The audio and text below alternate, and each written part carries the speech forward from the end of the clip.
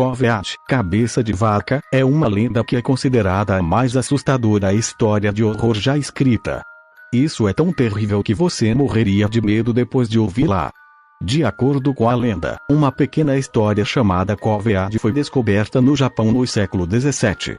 A origem da história até hoje é um mistério. Vários relatos escritos desta época que referem a esta história, mas eles somente mencionam esse nome e a descrevem como uma lenda terrível demais para contar.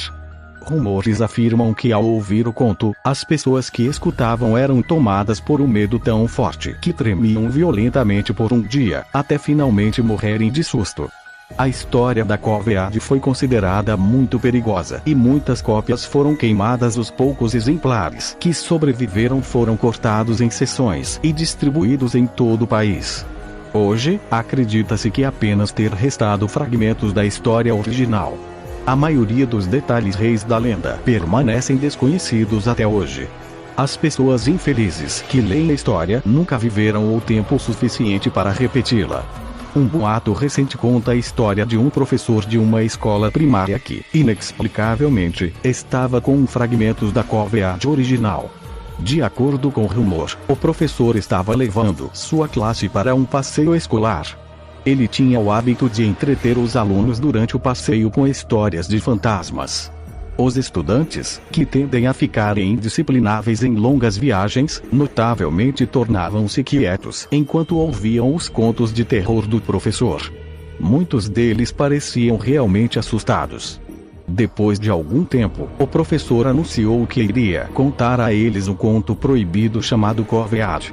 Antes que ele pudesse terminar a primeira frase da história, no entanto, as crianças começaram a entrar em pânico.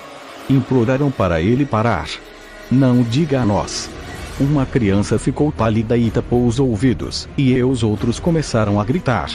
Mas o professor se recusou a parar. Dizem que os olhos deles ficaram brancos e ele prosseguiu com a história como se uma força invisível tivesse controlando sua mente. Quase uma hora depois, o professor recuperou seus sentidos e descobriu que o ônibus tinha caído numa vala.